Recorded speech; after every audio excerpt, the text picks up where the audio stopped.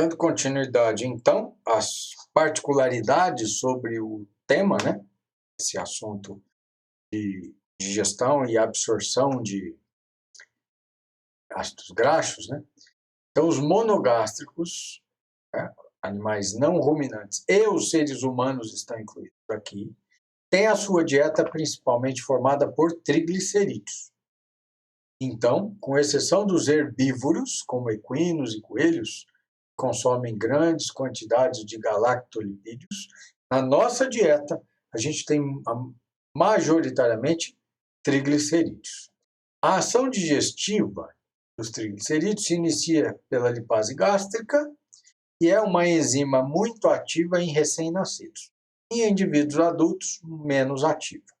A lipase gástrica é mais ativa que a lipase pancreática em animais jovens, não nos adultos. Tá? Então, ela atua em ácidos graxos de cadeia média a curta, composições SN3 dos triglicerídeos, como prevalente no leite dos ruminantes e suínos aqui. Bom, a bile ela é essencial para a digestão e absorção dos lipídios.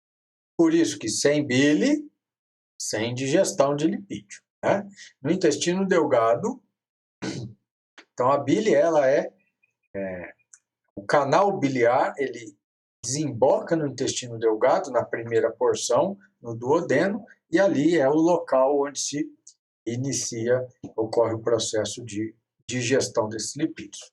Os componentes principais são sais biliares e fosfolipídios, mas também tem colesterol aqui na bile. Né? Então, a bile, sais biliares e colesterol secretados pelo fígado são conjugados com aminoácidos. Então, eles são conjugados com aminoácidos para a formação das micelas. Né? Aqui, o aminoácido taurina ou glicina, o que aumenta a hidrofilia, ou seja, a solubilidade em meio aquoso, e diminui a toxicidade celular dos sais biliares. Então, os sais biliares não associados à taurina ou não associados à glicina são mais tóxicos ao organismo. E aí a gente tem aqui uma diferença entre espécies, onde suínos conjugam seus sais biliares com taurina e glicina.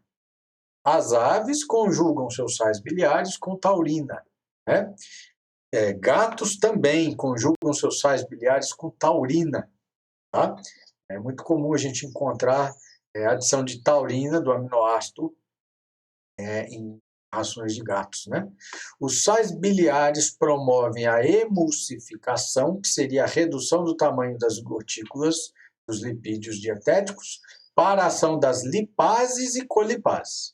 Colipase limpa os sais e a lipase atua na ligação química. Né?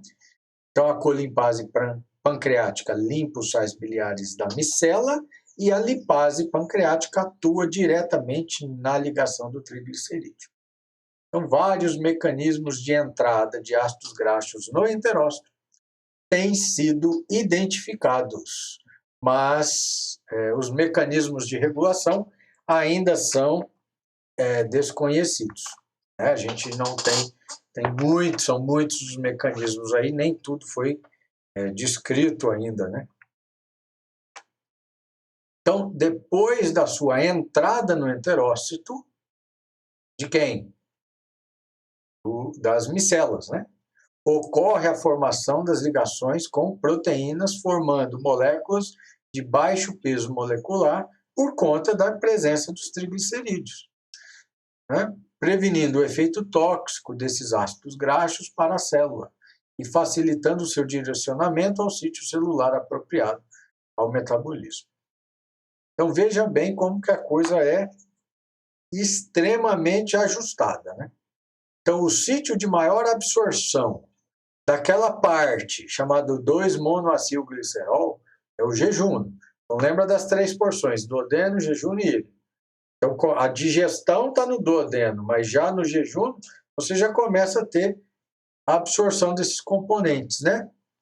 Nos mamíferos, tá? Nas aves, em galinhas, a absorção do ácido graxo, tanto faz se é duodeno, se é jejum ou se é ilho, porque ela tem um movimento peristáltico débil, então essa Essa regulação não pode estar tão estritamente dependente a absorção desse posicionamento, porque você tem refluxo, então todo o intestino delgado tem a mesma capacidade de absorção.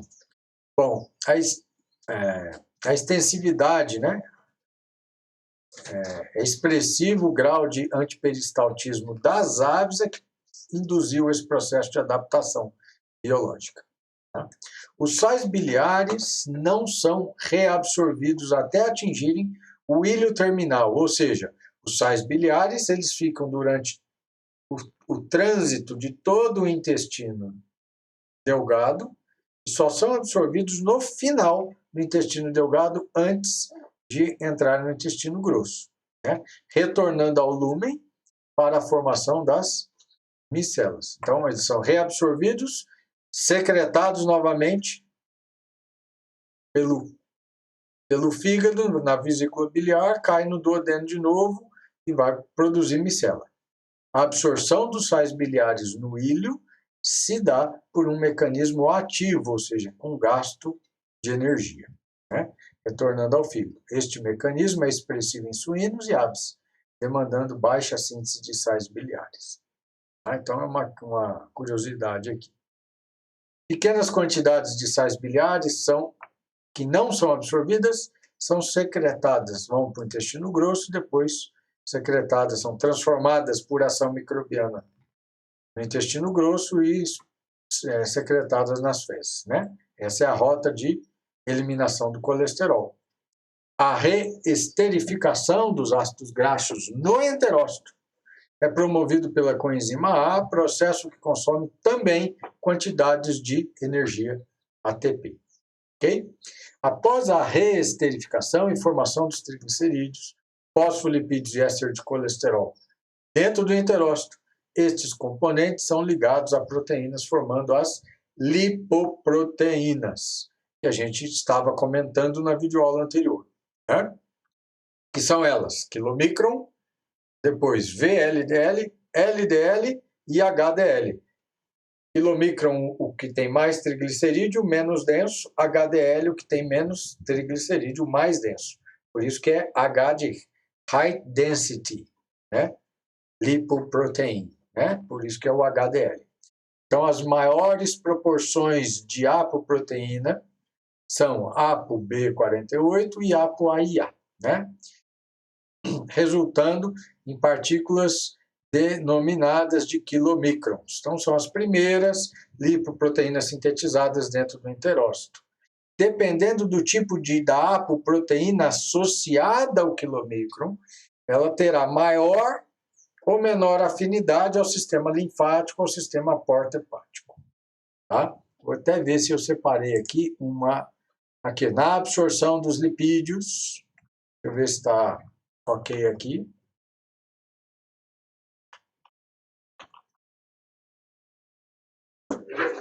Então, aqui, na absorção dos lipídios, espera aí, deixa eu ver aqui.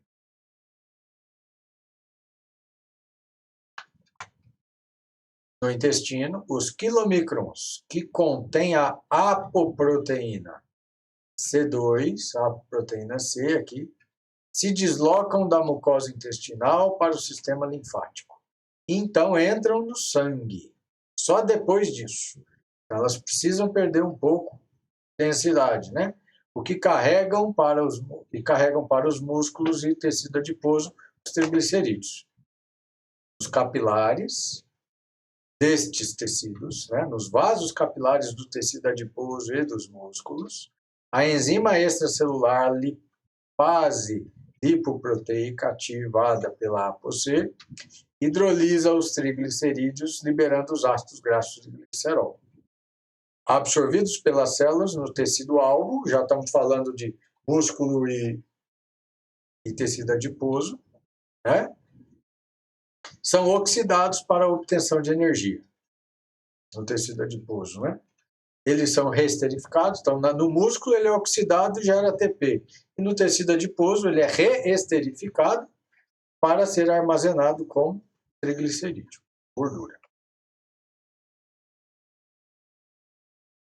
eu voltar lá, toda hora que eu estou numa tela só, e aí quando eu vou voltar, às vezes eu me perco, né? Quando a gente trabalha com mais de uma tela.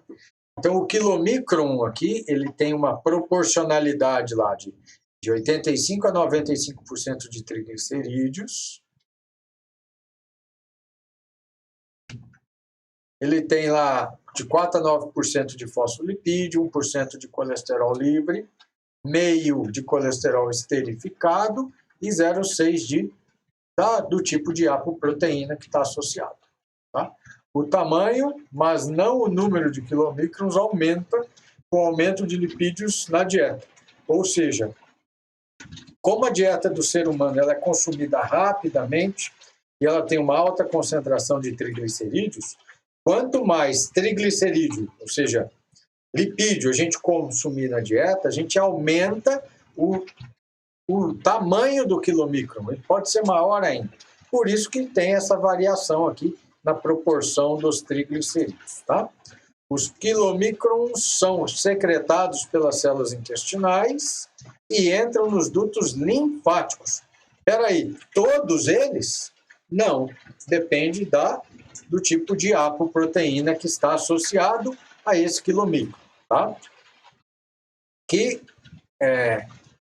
drenam até o plasma. Então, eles vão seguindo até o plasma até atingirem um tamanho suficiente a serem permeáveis à parede dos vasos sanguíneos lá e entrar no plasma. Tá?